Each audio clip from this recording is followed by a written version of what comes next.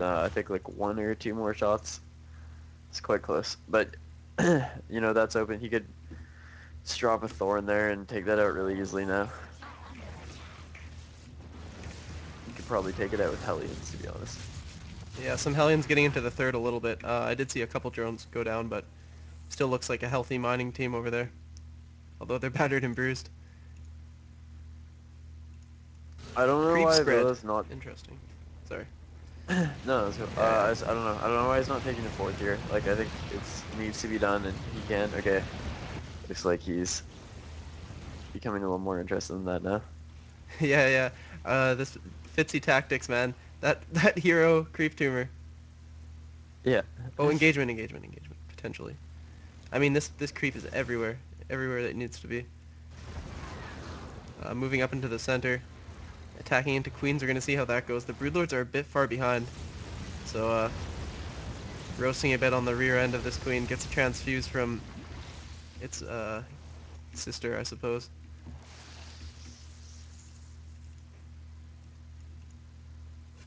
Looks like Fitzy's gonna fall back. Yeah, Yeah. he's getting all his upgrades. I mean, this is a slower 3-3 than we've seen from him usually. Vilo still wants to land the CC, but creep receding is pretty slow. Um, this tumor's kind of getting out of control. Hopefully he can take it out. Looks like we're gonna see a Raven transition coming in here from Avila. He's got a Seeker missile on the way, so that'll definitely help him out versus those big clumps of casters. Getting a couple Seeker missiles against like some slow queens, especially. Yeah, queens are definitely gonna have a hard time running from Seeker Missile, as they're not even that fast, even on creep. Yeah. They're pretty buff Do you, though. I don't think they'll die to it. it's true. It's true. If there's like a bunch of them coming, Yeah, yeah. I think the best bet is trying to clump the broodlords and get them. But I mean, Fitzy's pretty comfortable with his hive tech control. I feel like so it might be hard for Avillo to pull off. Avillo has shown like extreme late game skill though. This is his kind of match where you're going off into all the tech trees, and I watched him win the WCS qualifier with a mass Raven like Seeker missile ownage fest on Daybreak. Fitzy now up to 5 bases with his 6 on the way, and his army positioning up here to defend his 2 expansions on the right. And it looked like he might have gone for an attack, but doesn't look like it's gonna happen. So Nidus Worm and Ghost Academy. This turret allowed the destruction of this creep tumor, so the Overlord is the only thing shitting creep there for now. 2 Hellions will go over and spot, or join its friend that's already spotted the bottom middle hatchery. Avillo needs something to pull forces away such that he can get up at these top right bases. Do you have any insight into this fourth base here? Is it just blocked by that little bit of creep, or is this because it's like safer or something? I don't know. It might have I been think it it's just might have been blocked by that blocked little creep, earlier, I but guess. He needs to clear that out though. yeah. Note that he like doubled the harvesters in his gas because it's twice the distance, so he's probably mining more optimally from there. I mean, if you're gonna mine off to the side, put more guys in it. Yeah, it's true. Yeah.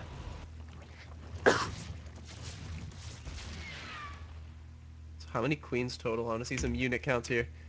55 drones, 55 SCVs, 12 broodlords, 14 Thors, 14 Vikings, 19 infestors, 15 queens, uh, 6 ravens? Yeah. So how many of these have seeker missiles? Quite a few, I assume, as they've been Oh, produced for quite a engagement in while. the middle. Yeah, and it looks like they're gonna engage. Oh, sick fungal.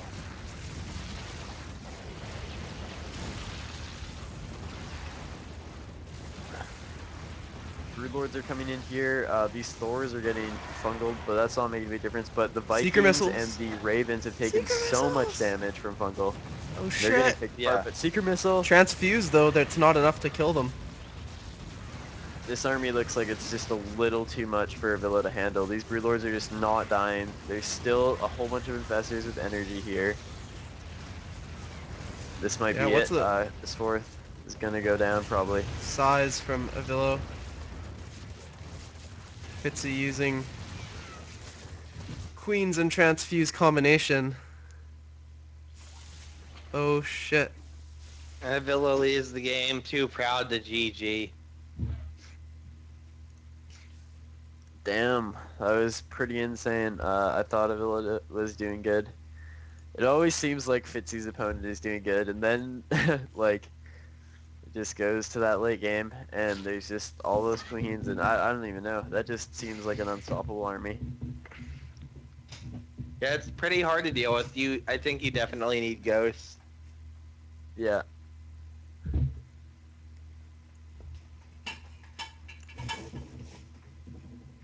Snipe, EMP, and Nuke all have their place against it. All right, Yeah. I'm just gonna get the map from Avilo, and we'll get the game set up in a minute or two.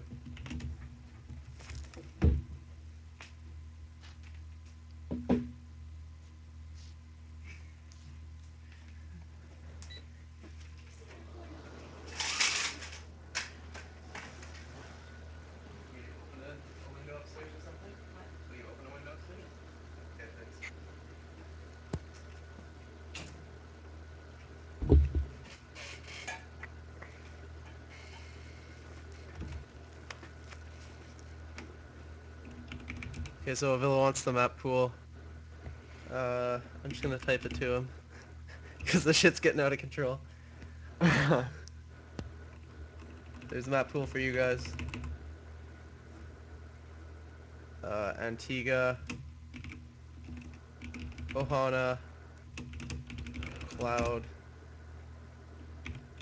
Metropolis,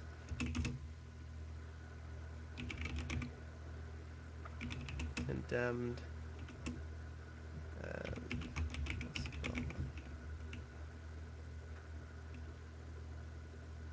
Okay.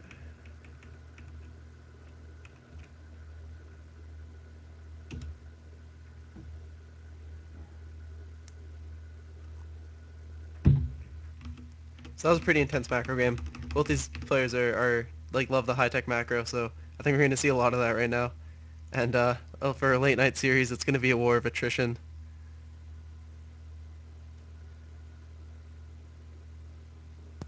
Yeah. Um, Avila definitely showing that he does have potential. Like he was doing well that game for sure. But I don't know. I mean, it's kind of hard to tell if Fitzy's style is good, like inherently good, or if it's just really good because people don't know what to do against it and they're not doing the right. I don't know. They're not going for the right units. I think he had the right idea with his timing. That hit in corresponding timing with the early hive of Fitzy. Like he pushed right before Broodlords again, and that forced Fitzy. Like it strained him. Um, Yeah, in terms did a of, lot of damage. It killed a start. it's true. It's hard though for him to deny the bases. I think that's what he had to do. Get the top, like make Fitzy designate resources to preserving his bases around the map. Maybe making a couple banshees or something. I don't know. Yeah, that could have been good. Dropping a Thor. I'm just imagining what would happen if someone decided to just build up like 20 ghosts against that. Yeah, we were talking about that ghost transition, or I mentioned that after that hive push, he should transition to ghosts. I guess he might not have known if it was going to be ultras or broods, and right now ghosts aren't really the best against ultras. They're only you could at least have a few though to take out infestors. Yeah, yeah. Or even just to kill the queens, because the ultras are so much less effective once the queen support's gone. At least Fitzy's ultras are. Yeah, I mean, like the thing is with that army is it's not, this is not like PvP. Like it's not like with Storm where you run in, you get like one or two storms and that's enough. Like his like fungal and transfuse are kind of like long-term spells, and I think that it would be pretty easy to like just blanket that like whole thing in EMPs if you really had like 20 ghosts or something, and there's like not too much that Fitzy could do from that point. All right, so our next map is on Metropolis. Our next match rather. Uh, Fitzy versus Avilo. Best of 5. 1-0 for Fitzy. And as soon as these guys are ready up, we'll get this match started.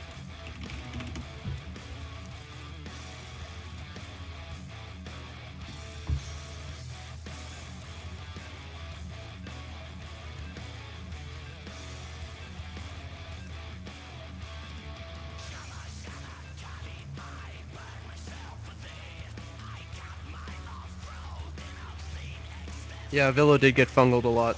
That guy in chat is right. That first push got fucked up by fungals. I think he could have won if he didn't get owned by those fungals. Those are clutch. Yeah, it's true. Yeah, he actually hit, I think, every single Viking and Raven with that first fungal. Alright, so bottom left corner, we have the Green Terran, Team Legions Avilo. And over here in the top right, we have new recruit to Team Root. It's Fitzy.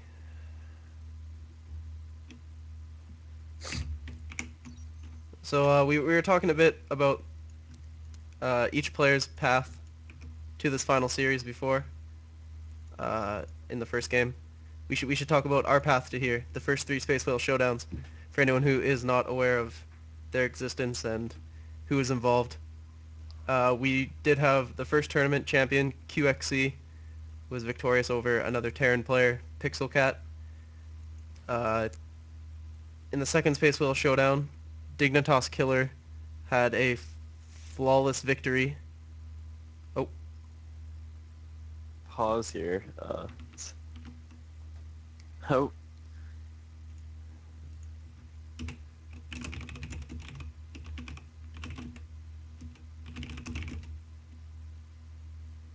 alright. So yeah, that's fine. His keyboard died.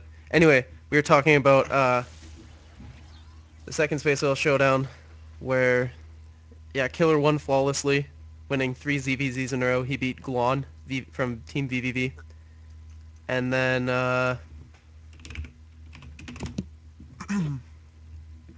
in the Space Whale Showdown 3, why don't you go over those results while I make this game? Yep. um, what about the? Sorry, I was reading something in chat for a second there. Okay, whatever. In Space Whales Showdown 3, who fucking won that shit? Suppy. Check 6 Suppy won over Team Legion's Theory. So yeah, back-to-back Legion players in the Space Whale Showdown final. Space Whale Showdown 3, we broke 100 viewers, which was like a new record for us. I think it's because we had Maximus Black in this that we we probably beat that. I didn't quite see what it got up to, but We broke 600 at some point, apparently. yeah, we're already pretty high. Like We're at even just from about this final, 300 right now. we have 6 players over here, and these guys all make it to uh,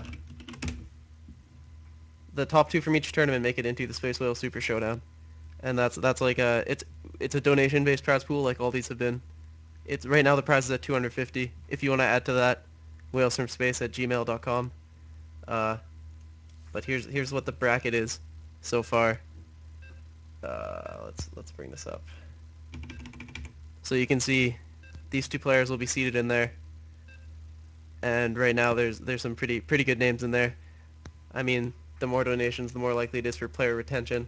And I've been working on this format with an upper bracket and lower bracket, which allows the people who come in third and fourth to play.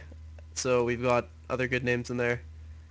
And then 8 new players, 4 which would come from fulfilling their backup role, which the backups which it did ended up playing. So there's just 8 free spots for applicants. If you are a Masters player or Grandmasters player watching right now, you can play. You can go right into that lower bracket and play these guys as they drop down and eventually potentially play your way up to be the grand champion of the Space Whales Super Showdown. But anyway, Space Whale Showdown 4, we're not there yet. Uh, they've swapped spawns, so we don't really have to introduce them again. I believe they've swapped colors though. No problem.